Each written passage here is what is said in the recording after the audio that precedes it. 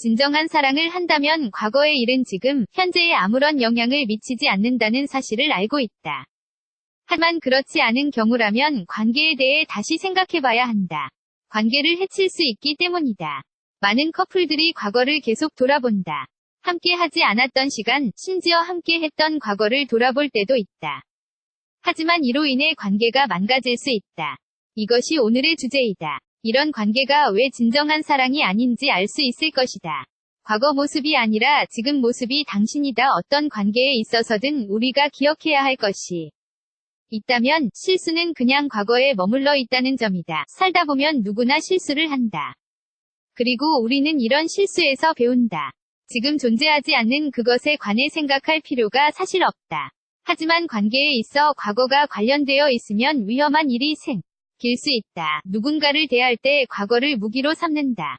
당신도 그렇게 했었잖아. 혹은 전에 그렇게 나한테 상처 줬던 거 기억 안 나? 같은 말을 하면서 싸운 적이 몇 번이나 되는지 우리는 스스로를 정당화하기 위해서, 스스로를 방어하기 위해서 우리가 알고 있는 것을 이용한다.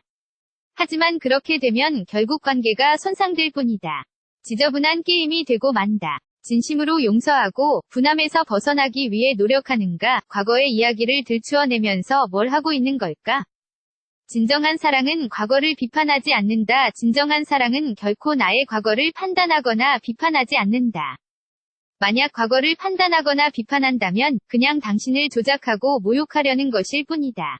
당신을 위해서야 변해야 돼. 이렇게 하면 아무것도 못할 거야. 이런 말을 하는 사람들은 파트너를 완전히 받아들이고 있지 않다는 것을 뜻한다. 진정한 사랑은 완전히 수용한다.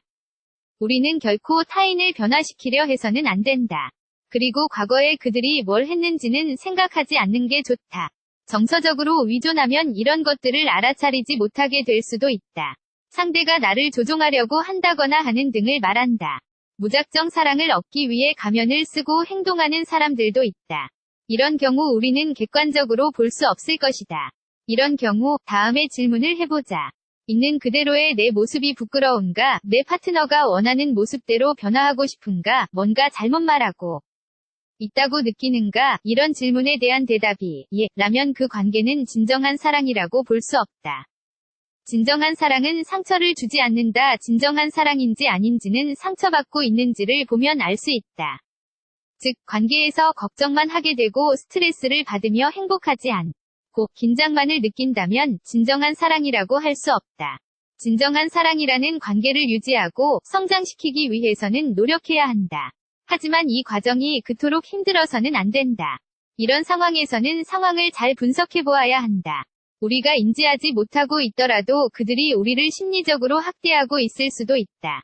아니면 파트너가 나를 조종하고 있을 수도 있다. 우리가 사랑하는 사람이 있는 그대로의 우리를 수용하지 않고 우리의 과거를 판단하고 비판하며 우리를 변화시키려 하는 것을 수용하는 것은 어렵다. 눈을 크게 떠보자.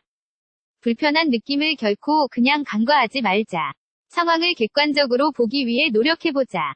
진정한 사랑은 고통과 불편이 아니라 기쁨과 행복으로 채워줄 것이다.